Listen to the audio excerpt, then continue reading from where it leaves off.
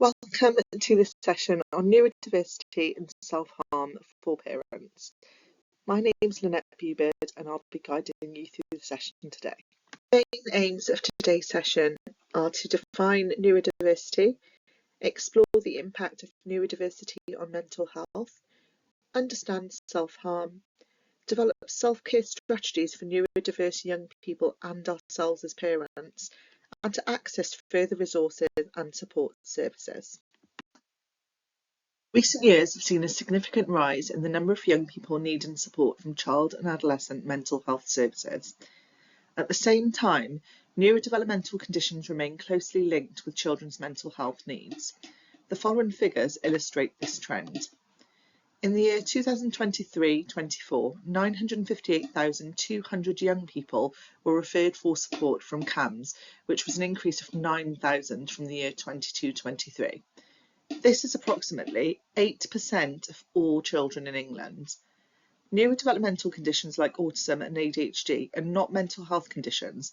However, children's neurodevelopment is often assessed in children and young people's mental health services, and neurodevelopmental and mental health conditions do frequently co-occur. The demand for children's mental health support continues to rise. Just like our fingerprints, all our brains are unique. But for the majority of people, their brains are similar enough that there are largely no obvious differences in how they function. They have differences in things like skills, preferences, and styles. But mostly, their brains mean they perceive the world in the same way.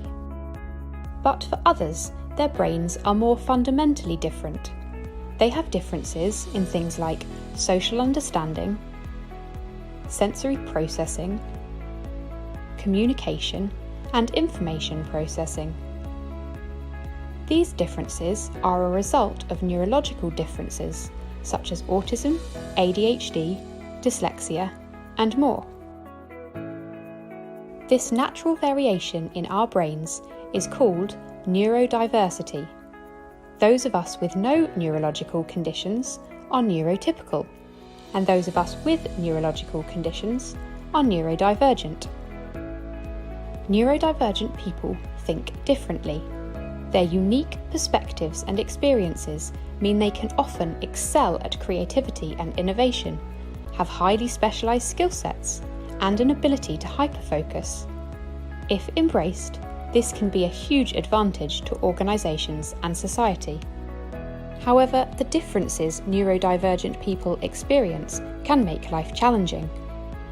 In order to thrive at work, they often need some simple accommodations. For example, a sensory calm environment to recharge in, or a routine with the same start and end times. Approximately 1 in 7 people are neurodivergent. So not only is embracing neurodiversity critical for a truly inclusive organisation, but it also presents organisations with a huge opportunity. The film we just watched provided us with a good introduction to neurodiversity, a term that describes the natural differences in how individuals' brains develop and function.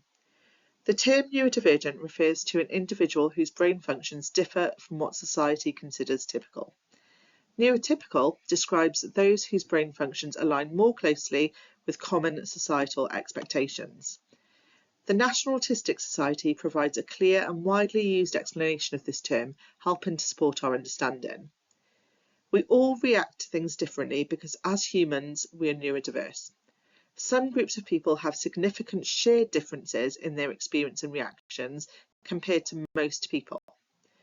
When these significant differences are linked with how information from the senses is being processed by the brain, the group is described as neurodivergent. So now we're familiar with some of the terminology, let's have a think about how this can have an impact on mental health. Firstly, chronic misunderstanding or misdiagnosis. When neurodivergent traits are misunderstood, people are often faced with repeated invalidation. This can cause things such as internalised confusion and sometimes inappropriate treatments. It can also lead to low self-esteem or delayed access to appropriate support or accommodation, which can only be detrimental to mental health and well-being. Secondly, masking and camouflaging.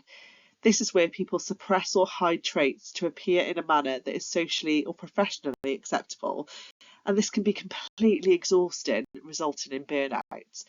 It can create heightened anxiety and social fatigue, but is also linked to a greater risk of identity loss, depression, and anxiety. A person may experience social rejection or isolation. Difficulties that neurodivergent people may experience with communication, behaviour, or interests may lead to exclusion or bullying. This can lead to feeling different or chronically rejected, increasing the risk of loneliness and feelings of alienation. Internalised beliefs of being too much or not enough may also increase vulnerability to depression and anxiety. Someone who is neurodivergent may also experience sensory overload. This is where someone experiences overwhelm from excessive sensory input. Neurodivergent people may experience hypersensitivity to noise, light, and touch.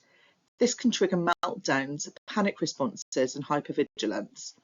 It can prevent people from participating in daily life or entering public spaces due to the fear of overwhelm. Executive dysfunction is another area we need to consider.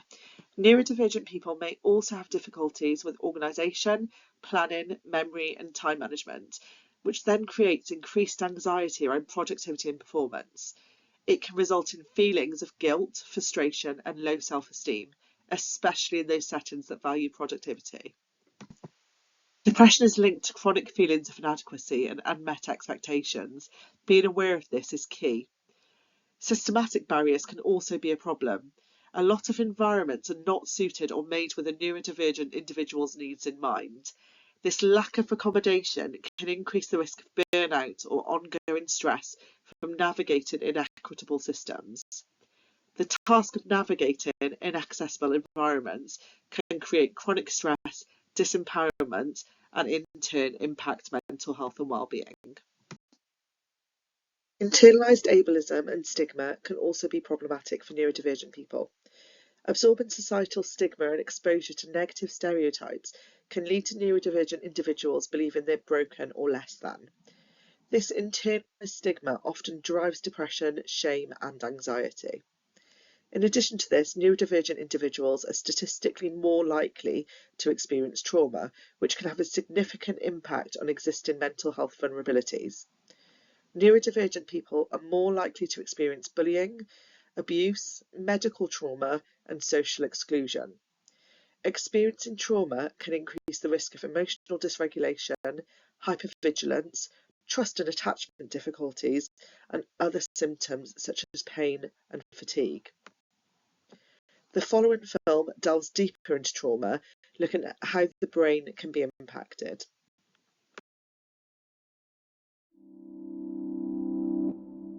Brain development is much more than a story about biology. From the earliest years, relationships with others play a key role in shaping how our brain grows and develops.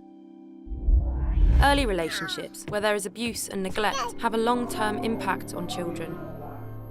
A brain that has adapted to survive in a threatening or unpredictable world may not work so well in an ordinary environment. This can create what is called latent vulnerability, where early abusive or neglectful experiences with carers put children at greater risk of experiencing mental health problems in the future. For these children, compared to their peers, common experiences like moving to a new school can feel more daunting and stressful. New faces can appear threatening, while positive social cues can be missed. It can be harder to negotiate new social situations and learn to trust new people. Even fun experiences like joining a new sports team can be challenging. Too much focus on potential threat cues can mean missing out on positive social cues such as a playful nudge. Or it causes an overreaction, which leads to an increased risk of conflict and sometimes violence. These reactions can increase the likelihood of generating new stressful events. It's harder to deal with everyday challenges when you feel unconfident and anxious inside. and harder to build and maintain relationships. Over time, this can mean a child loses friends and the support of adults, and so misses out on opportunities to grow and develop. This social thinning can increase the risk of mental health problems in the future. Neuroscience research is beginning to shed new light on how vulnerability unfolds over a child's life. All children need care and stimulation from adults who value them and who show them attention and love. These experiences shape a child's brain development. When children face traumatic experiences like abuse and neglect, their brain adapts to help them cope. We know of changes in 3 different brain systems: the reward, memory, and threat systems. Experiences of domestic violence or physical abuse can lead to hypervigilance, where the brain reacts more to threat. This might help a child stay safe in an early adverse environment, but it can cause problems in more ordinary environments. Hypervigilance can best be understood as a pattern of adaptation rather than a sign of damage. Abuse and neglect can also mean a world where a child's basic needs for care and attention are not met. This can shape the brain's reward system, the part of the brain that helps us learn about positive aspects of our environment and motivates our behaviour. Over time, the brain's reward system can learn to respond differently to things like positive social cues. Neuroscience studies have also pointed to changes in the autobiographical memory system, our memory of everyday past experiences. Following trauma, negative memories appear to become more salient, which means they become more prominent than positive ones, and everyday memories can also become less detailed. This is a problem because we need to draw on past experiences to help us deal with new social situations. Neuroscience research is showing how childhood trauma can create latent vulnerability, increasing the risk of later mental health problems like anxiety and depression. This vulnerability is not just located in the child, but arises through their relationships. Helping children who have experienced trauma still requires ordinary boundaries and consequences, but it also requires us to step back and reflect and see behaviour that we find challenging in a different light. A child may simply be doing their best to survive now, with brain adaptations from the past. We know a child's brain has the capacity to continue to adapt. For this to happen, they need our help to build and maintain trusted relationships, manage everyday stresses, and prevent new ones from happening. We need to encourage them to try again and believe things can be different. This is far from an easy task and takes time. Science is helping reframe our understanding of childhood trauma. Seeing children's behaviour in a new light can mean we respond differently. But there is much still to learn. Working together, we can develop more effective approaches that promote resilience and recovery. We can help children build trusting relationships and create opportunities for their brains to adapt in new ways.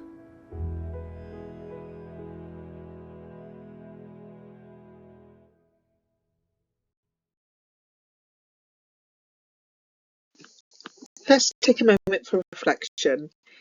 As we think back on the clip, is there anything that really stood out to us as parents? Support structures often prioritise addressing behaviours rather than recognising and validating neurodivergent experiences. When support doesn't feel genuinely supportive, it can inadvertently increase distress instead of alleviating it. And lastly, conditions like anxiety, depression, OCD, PTSD frequently co-occur with neurodivergence. When these conditions are not properly addressed, they can amplify existing challenges and emotional strain. To deepen our understanding of how individuals process emotions, we're now going to look at alexithymia. Let me ask you a question. How do you feel right now? While a neurotypical person may find this relatively straightforward to answer, a neurodivergent individual may find the question more challenging. Alexithymia is a term meaning no words for emotions. It refers to a series of traits such as the inability to verbalise or identify, describing or process our own emotions. It isn't something that's exclusive to a person who is neurodivergent. However, around 50 to 60% of autistic individuals experience alexithymia, and the co-occurrence of both can amplify challenges. For example, social communication difficulties may be amplified due to limited emotional awareness. Emotional regulation becomes harder, potentially increasing anxiety or distress in unpredictable situations. With alexithymia defined, we now turn our attention to interoception. This is often described as our internal sensory system that monitors bodily states and plays a crucial role in emotional awareness. Interoception is one of the more recently explored centres in scientific research. Specialised receptors throughout the body enable us to perceive, identify and interpret internal signals. These signals include sensations such as hunger, thirst, heartbeat, the need to use the toilets, and a lot more. What's particularly interesting is that our emotional experiences are deeply connected to these bodily signals. For example, a growling stomach signals hunger. Once we eat, our energy is replenished, the growling subsides, and the feeling of satisfaction emerges. Many neurodivergent individuals experience differences in interoception, which can manifest as either heightened sensitivity or diminished sensitivity. This can lead to challenges such as ignoring bodily needs until they become urgent, or experiencing such intense discomfort from mild sensations. These differences can significantly impact well-being, potentially contributing to dysregulation, meltdowns or shutdowns. Is this something that you've recognised with your own children? If you answered yes to the previous question, enhancing interoceptive awareness can be really helpful to reduce the effects of alexithymia by improving the ability to recognise and interpret bodily signals. Several approaches have been found to be effective. For example, mindfulness and body scanning exercises, because these encourage individuals to focus attention on different parts of the body, noticing sensations without judgment. Emotional labelling exercises are also very useful. They connect physical sensations to specific emotions, helping individuals to better identify and articulate how they're feeling. And lastly, occupational therapy. This supports the regulation and interpretation of sensory input, helping individuals respond more effectively to bodily cues.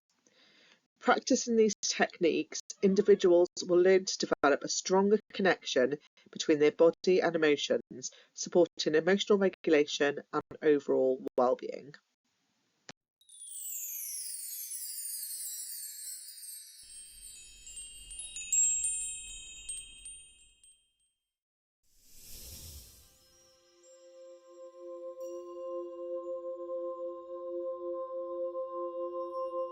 Body scanner. This should make you aware of what is happening in your body.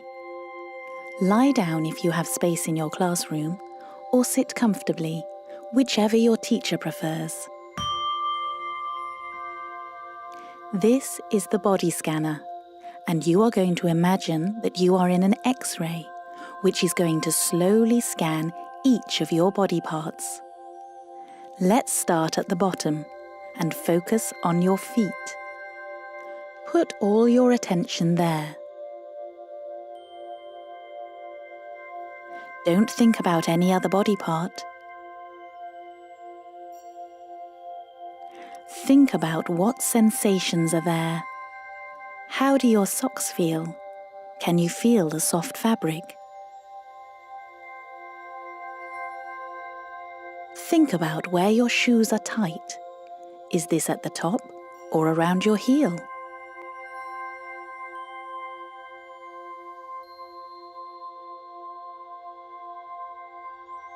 Now the scanner is slowly moving up your legs. Think about how your calf muscles feel.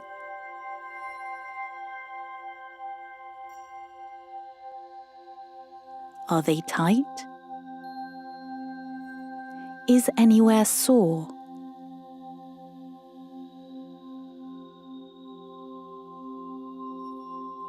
Think about your thigh muscles above your knees.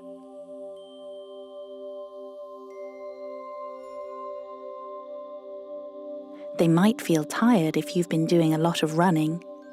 If they do, that is fine. Don't be annoyed by this. It is not a bad thing. Just recognize how they feel and accept it.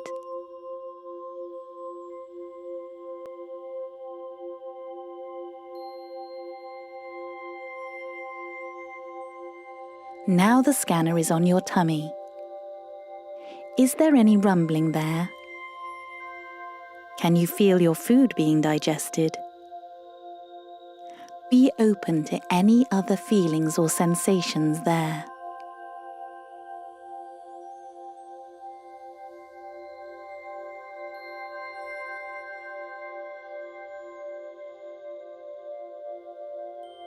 Now the scanner has moved up to your chest and around your heart. Focus on this area.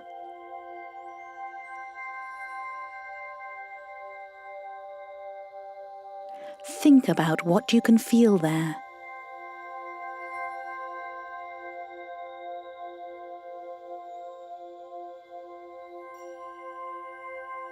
Now onto your shoulders and neck. Is there any tingling there? Any tightness?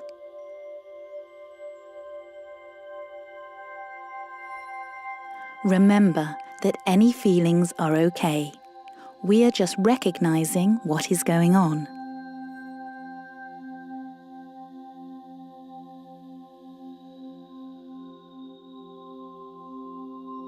The scanner is moving over your face now.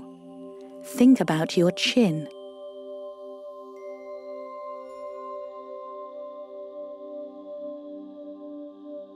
Your lips.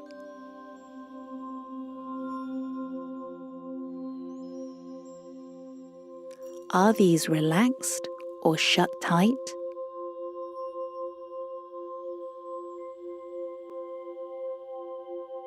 Your cheeks.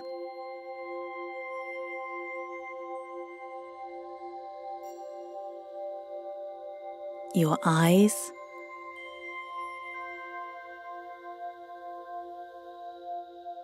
Your forehead.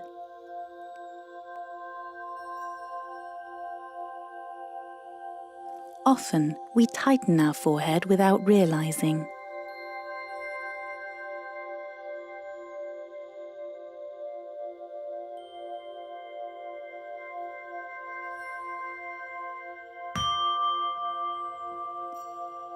Well done. You should now be familiar with what your body is feeling like. Maybe you realize that you are hungry, or that your muscles are tight and need stretching, or that you have a headache. It is important to recognize any sensations, as this is our body's way of telling us if anything is wrong. We often don't notice any sensations until they become stronger, as we are too busy thinking. You can do the body scanner yourself. It is a great one to do when you are lying down in bed before you go to sleep to relax and unwind.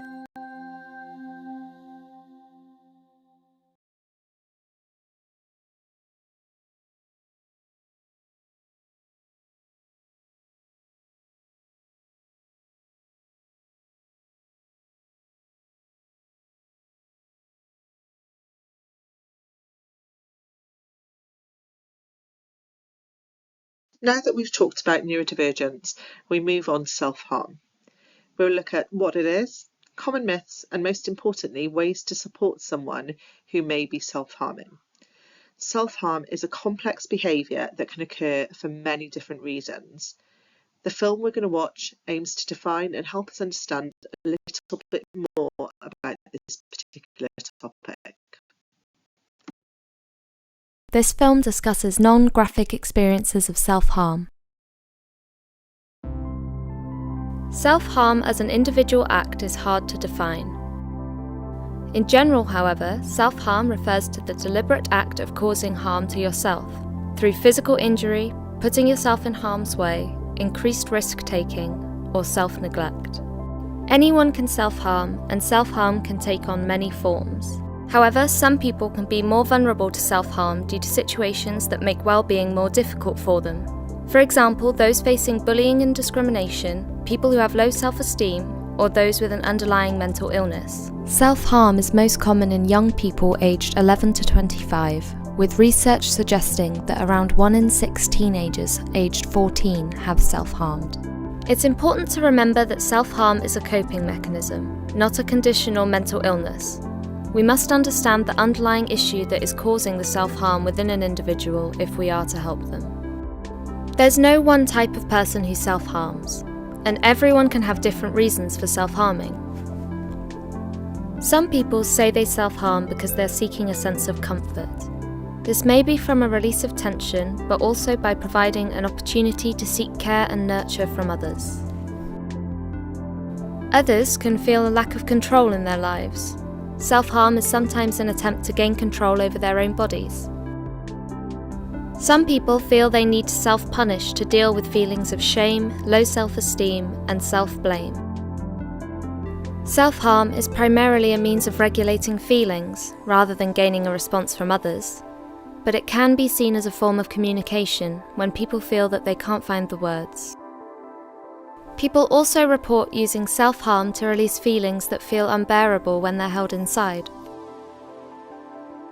For some, self-harming is an attempt to feel real or distract them from emotional pain. Some people may have a mixture of reasons, or they may not have an insight into why they self-harm, and that's okay too. You may be in a situation where someone may confide in you, or you may notice that they're self-harming. There are as many different self-harm experiences as there are people, so there isn't one right way to deal with the situation, but there are a few things that could help. Give the person an opportunity to tell you what they need to. Try to be as non-judgmental, empathetic, and calm as possible, and try to practice active listening. Having an open and honest conversation can really help someone who is struggling with self-harm. It's likely that the disclosure of self-harm is a big step for the person you're talking to, so treat it as such and respect their privacy. You may feel upset by someone you know harming themselves, so make sure to take care of your own well-being. Try your best to support the person on their own journey in their own time. It's important to remember you can't expect a quick fix. Stopping the harm immediately may not be possible. Make sure you understand the underlying issues that may be causing the behaviour and try to tackle these. If you're a professional, consult your own safeguarding policies and procedures. There are plenty of resources on understanding self-harm or any other themes addressed in this film. Please look in the description of this film to find out more.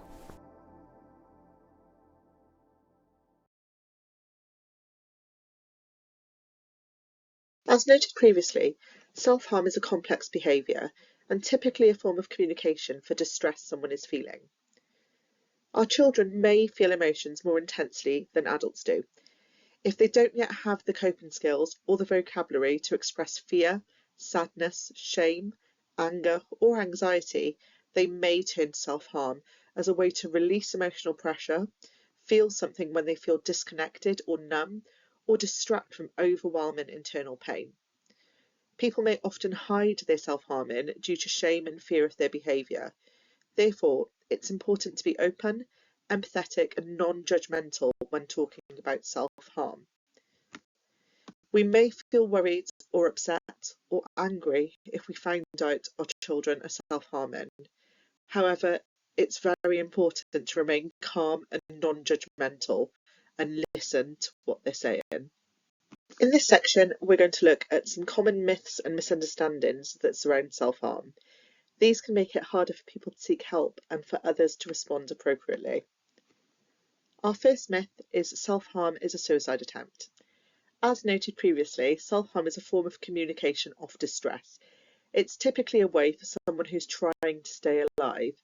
It's where a person hurts themselves when they feel emotions are out of control, too overwhelming, or can also be when they feel numb. It's an outlet for these difficult emotions. However, it's important to bear in mind this outlet is temporary. Secondly, a common misconception is that self-harm is attention-seeking behaviour. As mentioned previously, self-harm is a form of communication of extreme distress, and it's a release of huge emotional overwhelm. It can be for a number of reasons. For example, expressing feelings of rage, gaining control when someone feels that they don't have any. It can also be a punishment because someone might feel they deserve it, or a coping mechanism to feel alive when dissociated. It can stop someone from harming others, or it can help someone manage traumatic feelings. It's important to note that it is not attention-seeking behaviour.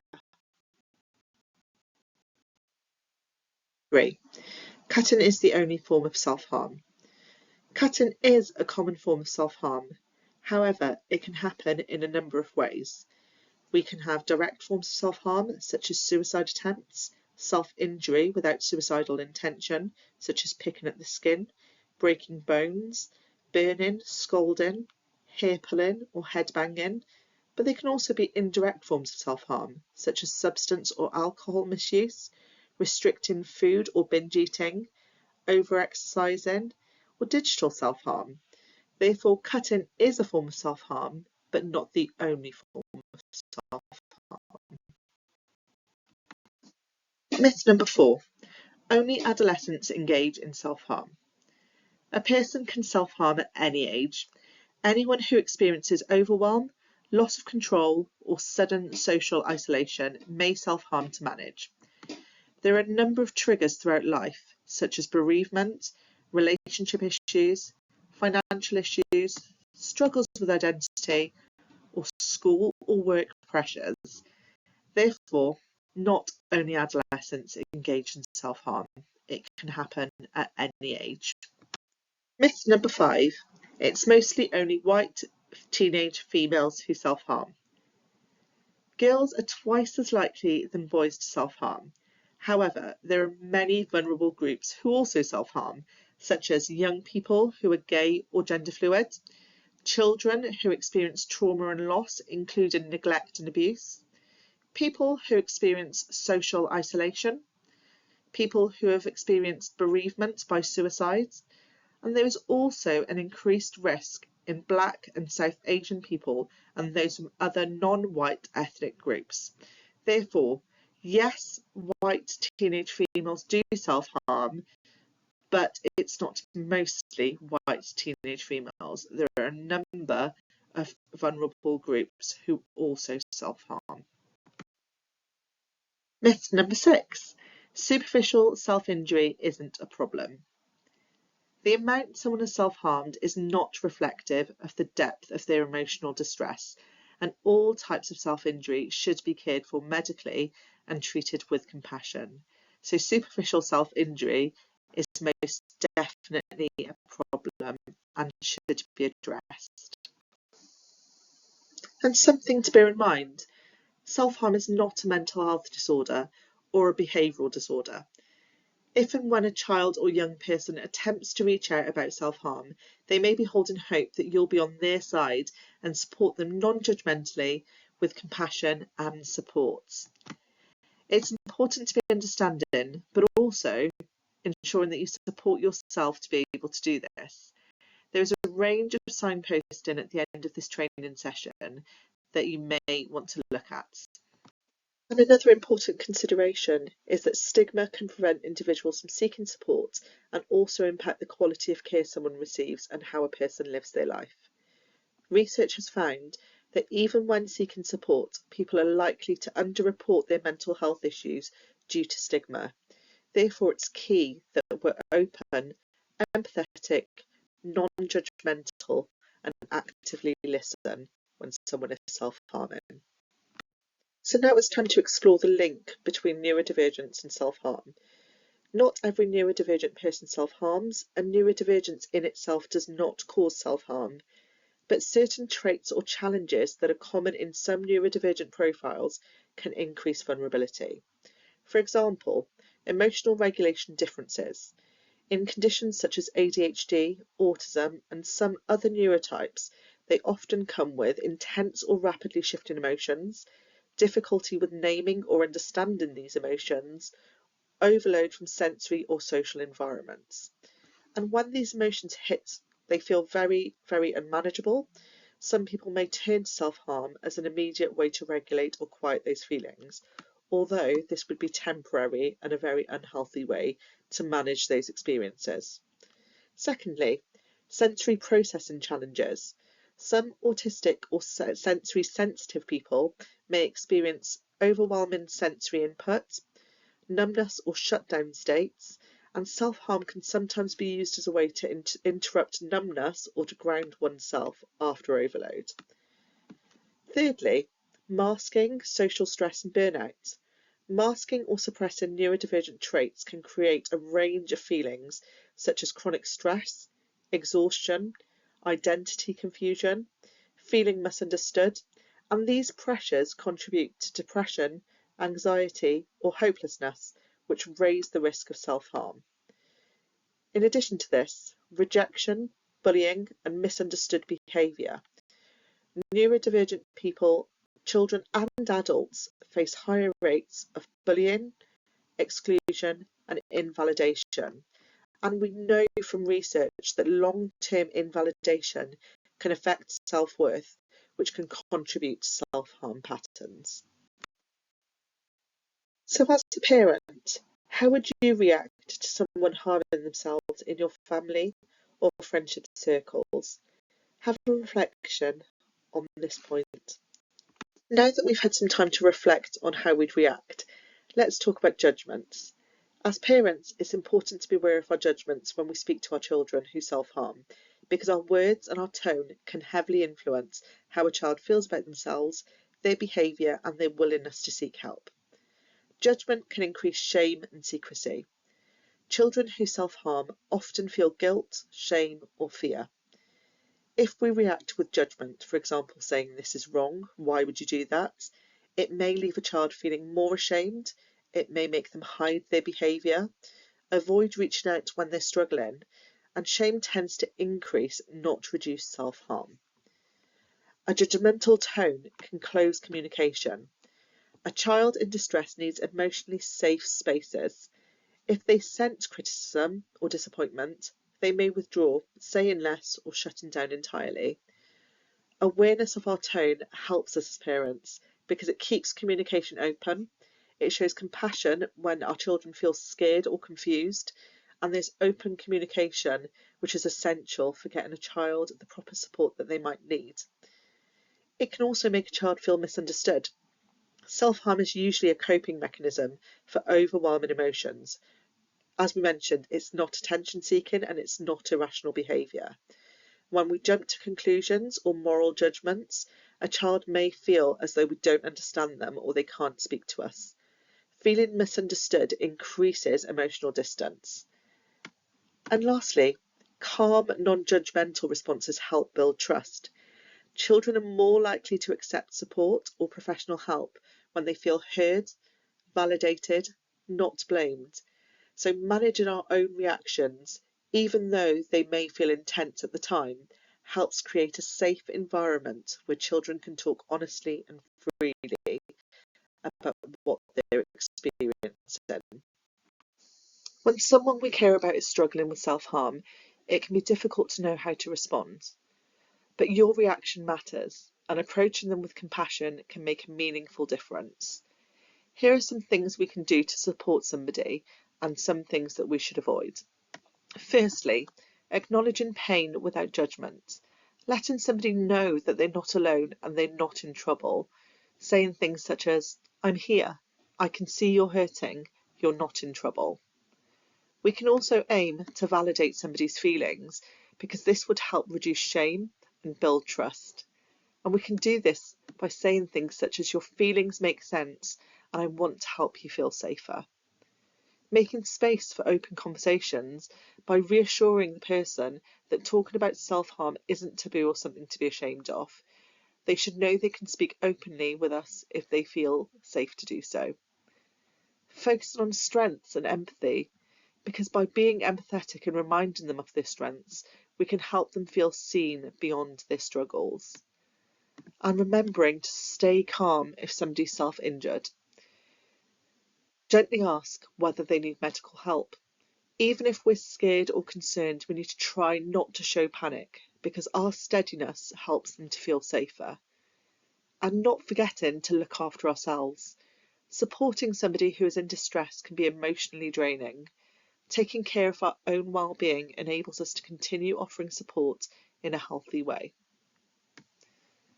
Thinking about things we should avoid, because just as important as what we do and say is what we don't say or don't do. Certain reactions can unintentionally increase shame or fear. So firstly, avoid punishment. Punishing someone for self-harm can increase guilt, secrecy and distress. Avoid and shaming language. Never asking questions such as, why would you do this to yourself? Because shame can shut down communication and can reinforce negative emotions. Avoid overreacting. A strong reaction, panic, fear, or raised voices can make the person feel that they must hide their behaviour in the future. Do not judge or label somebody. Do not criticise somebody for their actions or define them by their behaviour. They are a human being, not a self-harmer. Avoid showing anger or shock. Getting upset, angry, or visibly shocked can be overwhelming for the person. Staying calm helps them feel safer rather than ashamed. Supporting somebody who self-harms is about listening, staying calm, and showing compassion. You don't need all the answers. Just being present can make a powerful difference. Together, we can break down stigma around self-harm and encourage healthier paths towards healing. As noted previously, language is a powerful tool that can have a huge impact on a person. It's key that we consider the language that we use when supporting somebody. It can be really difficult to talk about self-harm. Acknowledging that and creating a safe space is important. Phrases such as these are helpful in a starting point to open up the dialogue. I've noticed you've not seen yourself lately. Is there anything you'd like to talk about? It sounds like you have a lot going on at the moment. Do you want to talk about it? I can see that and I'm worried about how you are. Is there something on your mind lately? I'm here to listen if you'd like to talk. Here are some other examples of helpful and unhelpful phrases that surround self-harm. Please pause the video and take a moment to review these. When a young person is using self-harm to cope with difficult feelings or situations, immediately trying to stop that behaviour will not always be helpful. Instead, we can support them in developing alternate coping strategies that may provide them with relief, reducing the risk of physical harm, such as infections or injuries. For example, if they're feeling angry, some alternative strategies may include hitting a pillow or cushion, squeezing a rubber ball as hard as possible, playing some loud music, tearing up paper like an old newspaper or a book, clenching then relaxing all of their muscles, writing what has made them feel angry and scrunching up the paper. And all of these strategies allow young people to express and release the intense emotions in a safe way whilst being supported in managing their feelings effectively. It isn't a one-size-fits-all, so it's very important that it's a person-centred approach. And if one strategy doesn't work, you can try a different one until you find something that works for that young person. Other feelings somebody might be experiencing are sadness or fear. Wrapping yourself in something cosy like a jumper or blanket can increase that feeling of security. Spending time with an animal or cuddling a soft toy can also increase that feeling of security.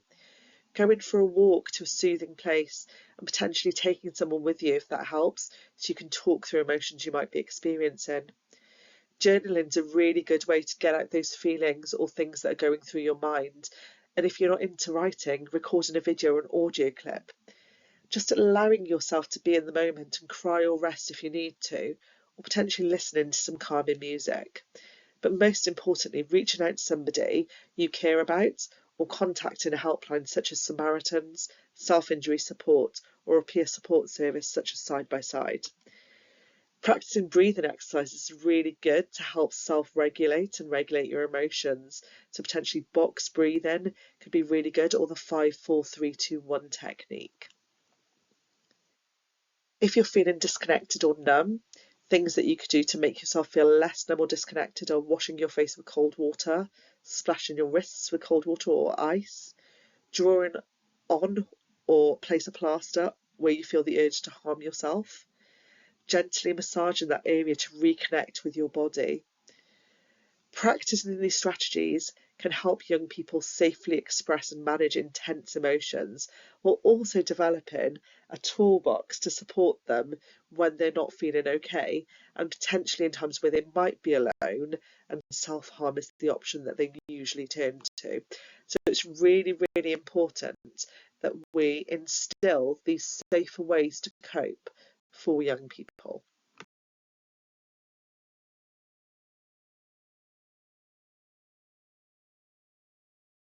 Hi, I'm Emily and I work for Hampshire CAMS, Hampshire Child and Adolescent Mental Health Service. What we do is work with young people to help them understand and manage their emotions and their mental well-being. Let's start with a check-in for you right now. This thermometer has some words that might help you identify where you are currently. Notice how your body is feeling and your breathing. You may be feeling the same or different to those around you, and that's okay and perfectly normal. Okay, today we're going to talk about self-soothe boxes. Let me just grab mine. This is my self-soothe box.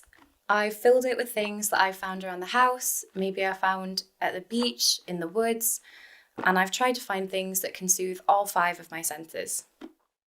Starting with touch, here are some pine cones I found in the woods. They're really rough, nice to touch, nice to feel. Here are some shells I found on the beach, really smooth, really nice ridges. And just some nice fabric, really lovely to look at, really nice to touch. The added benefit with the shells or the pine cones or something that you might find out and about is that it can remind you of a really special time. So I picked these shells up when I was on a lovely walk with the dog on the beach, and it reminds me of a time I felt really calm. Next we have taste. I've included some tea bags and some popping candy. For me, I feel like there's nothing a good cup of tea can't fix, but you can add whatever works for you. I find that having a tea bag in my self-soothe box reminds me to go and take 5 minutes out, have a cup of tea, and just calm down. You can add what you think you prefer, maybe a hot chocolate sachet, maybe your favourite sweet, whatever you think is going to soothe you in that time that you need it.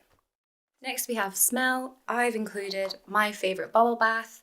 I feel like that works because for me, it reminds me to go and have a bath, take the time that I need to soothe, take 5 minutes out of the day just for me. It depends on your favourite smell. I love vanilla. You can also include your favourite scented candle, fruity, if it's sweet, whatever you prefer and whatever you think is going to work best for you. Next we have sight. For me, I've included some postcards. Some of them are funny. They make me laugh when I need a bit of a boost. Some of them are maybe a bit inspirational when I just need to be picked up a little bit. For you, it can be whatever works.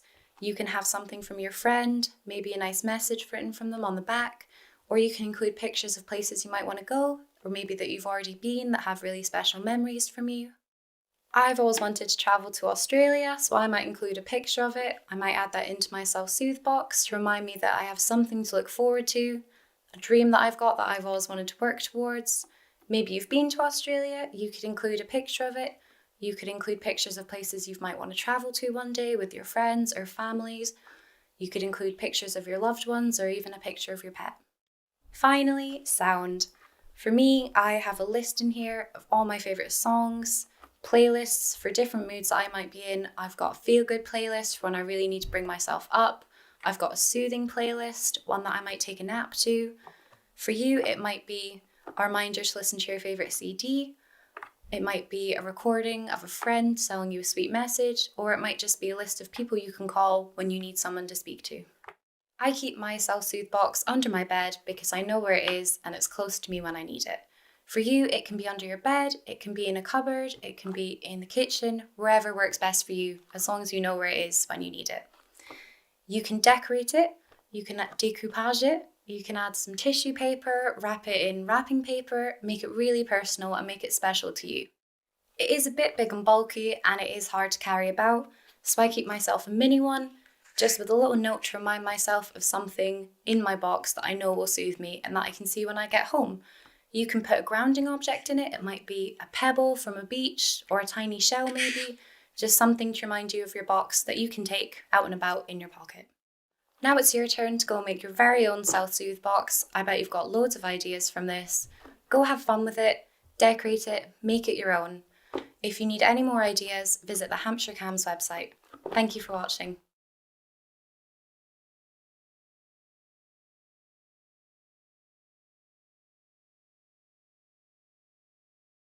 Self-care for all of us is really important. Rest is a vital part of taking care of ourselves. Autism and ADHD can significantly affect a person's ability to rest. Neurodivergent nervous systems are often more reactive, which can lead to higher levels of stress hormones in the body, making it more difficult to relax. It's important to recognise that rest for neurodivergent individuals may look different from neurotypical rest. Support and effective rest often requires approaches that take into account how their bodies and their brains work. As noted, resting may look different to neurodivergent individuals, but it's really important we find ways to reduce stress and support overall well-being. Rest is fundamental, and it needs to be approached differently than it would be for neurotypical individuals. This can include something such as pottering, engaging in light activities such as tidying, organising, gardening or gentle housework, which can be calming and provide a sense of accomplishment. Being in nature, spending time outdoors in quiet spaces away from overstimulated environments can help reset and soothe our nervous systems and help the body get that rest it needs. Sensory comfort, using items like soft clothing, weighted blankets, hammocks, candles or electric blankets can create a comforting sensory environment, again giving us the rest that we may need. Media, watching safe TV programmes or films, listening to music, something that's enjoyable and calming. And special interests, immersing in personal passions or hobbies that provide focus, enjoyment and emotional regulation. By incorporating these approaches, neurodivergent individuals can practice self-care in ways that truly support their unique needs and help them feel more balanced and grounded. I hope you found this session useful. There are a range of support services available if you or someone you know or someone you're working with is struggling with any of the topics we've discussed today in the session. Mind, Samaritans, Harmless, Young Minds, NSPCC, Childline and Switchboard all offer a range of services to support mental health and wellbeing. There are also a range of apps that can be really helpful for young people to manage their emotions and mental health. This includes Blue Ice, Calm Harm and Distract, which you can find available on your phone's app store. West Sussex Parent and Carer Forum and the National Autistic Society also have a range of useful resources on their website to support you further. Shout is a free text service that you can also use. I will show you a quick clip of the support they offer on the next slide. Are you feeling stressed, depressed, or struggling to cope? Shout is a free and confidential text messaging service for anyone in the UK who needs support. It's silent, anonymous, and available 24/7. To start a conversation, text the word SHOUT to 85258. You'll receive an automatic reply before being connected to one of our trained volunteers who will listen without judgment to how you're feeling. The Shout volunteer will introduce themselves and ask you to share what's on your mind. You might be feeling lonely or struggling with a relationship. Perhaps you're anxious about university or work, or you're having suicidal thoughts. Whatever's troubling you, Shout is here to listen. Conversations usually last between 45 and 60 minutes as you text back and forth with the volunteer. The goal is to help you reach a calm and safe place with a plan for how you will support yourself going forwards. Shout, here for you 24/7.